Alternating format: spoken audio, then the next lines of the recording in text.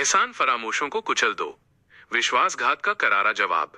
नमस्कार दोस्तों, मैं यहाँ एक अत्यंत गंभीर और हृदय को झकझोर देने वाला विषय प्रस्तुत करने जा रहा हूँ।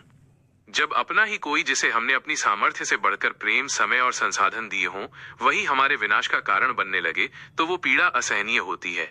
यह एक विस्तृत और मार्मिक संबोधन है जो आपकी भावनाओं को शब्द देगा और उन आस्तीन के सांपों को आईना दिखाएगा। विश्वासघात की पराकाष्ठा, जब अपने ही बने दुश्मन। मेरे प्रिय साथियों, आज का ये संवाद कोई सामान्य भाषण नहीं है। ये उन लहूलुहान दिलों की चीख है जिन्होंने रिश्तों की क्यारी में खून पसीना बहाया, लेकिन बदले में उन्हें केवल कांटे मिले। जीवन में हारना उतना दुखद नहीं होता जितना उस व्यक्ति से छला जाना दुखद होता है जिसे आपने डूबते समय अपना कंधा दिया था। हम भारतीय समाज के लोग अतिथि देवो भव और कुटुंब की मर्यादाओं में पले बढ़े हैं। हम उस संस्कृति से आते हैं जहां सुदामा की पोटली के चावलों के बदले कृष्ण अपना सर्वस्व लुटा देते हैं। लेकिन आज का कड़वा सच ये है कि कई बार हमारे अपने ही रिश्तेदार, जिन्हें हमने तन मन धन से सींचा, वही हमारे घर की नींव खोदने में लगे हैं। जिसे सरल भाषा में हम एहसान फरामोश कहते हैं, वो केवल एक शब्द नहीं बल्कि एक ऐसा खंजर है जो पीठ में तब घोंपा जाता है जब आप उन्हें गले लगा रहे होते हैं। जब आप किसी के लिए अपना सब कुछ दांव पर लगा देते हैं, अपनी खुशियां त्याग देते हैं और अपनी मेहनत की कमाई उनके अभावों को भरने में लगा देते हैं, और वही व्यक्ति आपके घर की शांति भंग करने और आपको आर्थिक रूप से बर्बाद करने की साजिश रचे, तो रूह कांप उठती है। यह मानसिक और भावनात्मक बलात्कार जैसा है। उन एहसान फरामोश विरोधियों को कुचलने के लिए 5 अचूक और हृदय स्पर्शी बातें। इन परिस्थितियों में खुद को संभालना और उन्हें सही जवाब देना आवश्यक है। यहाँ वे 5 मार्ग दिए गए हैं जो न केवल आपके मन को शांति देंगे बल्कि उन लोगों के अहंकार और छल को भी कुचल देंगे। 1. मौन की गर्जना और उपेक्षा का ब्रह्मास्त्र। अक्सर हम चोट खाने के बाद चिल्लाते हैं, लड़ते हैं और स्पष्टीकरण देते हैं, लेकिन याद रखिए, जो व्यक्ति आपकी अच्छाई को नहीं समझ सका, वो आपके दर्द को कभी नहीं समझेगा। एहसान फरामोश व्यक्ति आपके क्रोध से नहीं डरता, वो आपकी उपेक्षा से मरता है। जब आप उनके षड्यंत्रों के बावजूद अपने चेहरे पर मुस्कान रखते हैं और उन्हें ये महसूस करा देते हैं कि अब आपके जीवन में उनकी कोई अहमियत नहीं है, तो ये उनके अहंकार पर सबसे बड़ी चोट होती है। उन्हें अपनी ऊर्जा देना बंद करें। आपकी खामोशी उन्हें ये सोचने पर मजबूर कर देगी कि आप अब उनके चंगुल से आजाद हो चुके हैं। जिस दिन आप उन्हें माफ करके अपने मन से निकाल देंगे, उसी दिन उनका अस्तित्व आपकी नजरों में कुचल जाएगा। 2. सत्य का नग्न दर्पण, हिसाब नहीं हकीकत। एहसान फरामोश लोग अक्सर खुद को पीड़ित दिखाने का ढोंग करते हैं।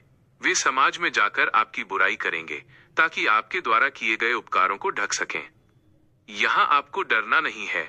मार्मिक सत्य ये है कि आपने जो उनके लिए किया वो आपका धर्म था, और जो उन्होंने आपके साथ किया वो उनका कर्म है। जब भी मौका मिले, बिना क्रोध के, केवल तथ्यों के साथ उनकी असलियत उनके सामने रख दें।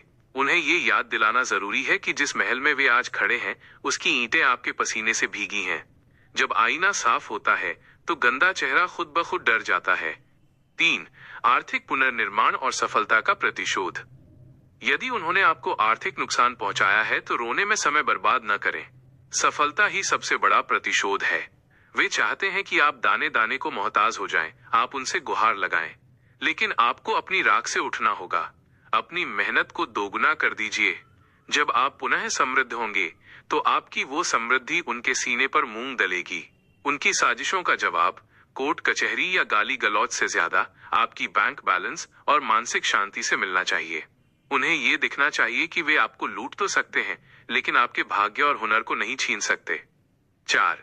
घर की मर्यादा और लक्ष्मण रेखा का निर्धारण। रिश्तेदार होने का अर्थ ये नहीं है कि उन्हें आपके बेडरूम या आपकी तिजोरी की चाबी तक पहुंचने का अधिकार है। यदि कोई आपके घर को तोड़ने पर आमादा है तो समझ लीजिए कि शालीनता की सीमा समाप्त हो चुकी है। अब समय है रण का। अपने घर के चारों ओर एक ऐसी भावनात्मक और कानूनी दीवार खड़ी करें जिसे कोई लांघ न सके। ऐसे जहरीले लोगों को अपने द्वार से वर्जित करना कोई पाप नहीं बल्कि आत्मरक्षा है। जिस घर को आपने प्यार से बनाया, उसे किसी की ईर्ष्या की आग में जलने न दे। कड़वे निर्णय ही अक्सर मीठे भविष्य की नींव रखते हैं। 5. ईश्वर के न्याय पर अटूट विश्वास। दुनिया की अदालत में शायद सबूत कम पड़ जाएं, लेकिन उस परमेश्वर की लाठी में आवाज नहीं होती। जो व्यक्ति किसी का घर तोड़ता है, प्रकृति उसका घर कभी नहीं बसने देती। जो किसी की उदारता का मजाक उड़ाता है, समय उसे एक दिन उसी दहलीज पर लाकर खड़ा कर देता है जहां से उसने अपनी यात्रा शुरू की थी। आप यह सोचकर संतोष करें कि आपने अपना मानवता का धर्म निभाया। आपके दिए हुए धन की भरपाई ईश्वर कर देगा, लेकिन उनके द्वारा खोए हुए विश्वास की भरपाई 7 जन्मों में भी नहीं होगी। वे आज विजेता लग सकते हैं, लेकिन इतिहास गवाह है कि विश्वासघात की फसल हमेशा कड़वी ही होती है। निष्कर्ष, आपका पुनर्जन्म। मेरे दोस्त, ये समय विलाप करने का नहीं बल्कि जागने का है। जो बीत गया वो एक कड़वा अनुभव था, जिसने आपको सिखाया कि भलाई भी पात्र देखकर करनी चाहिए। उन एहसान फरामोशों को उनके हाल पर छोड़ दीजिए। उनकी सबसे बड़ी सजा ये होगी कि वे अब कभी आपके जैसे निस्वार्थ और पवित्र हृदय वाले व्यक्ति का साथ नहीं पा सकेंगे। अपनी रीढ़ की हड्डी सीधी कीजिए, अपनी आंखों के आंसू पोंछिए और एक नए साम्राज्य की रचना कीजिए। आपकी खुशहाली ही उनकी हार है, आपकी शांति ही उनका दंड है, और आपका आगे बढ़ जाना ही उनके अस्तित्व को कुचल देना है। याद रखिए, शेर जब 2 कदम पीछे हटाता है तो वो डरता नहीं है, बल्कि एक बड़ी छलांग की तैयारी कर रहा होता है। ये आपके जीवन की वो छलांग है जो दुनिया को दिखाएगी कि छल कभी भी सत्य और पुरुषार्थ को परास्त नहीं कर सकता। विजयी भव। हमारी ये सुझाव आपको कैसी लगी, कमेंट और लाइक करना ना भूले।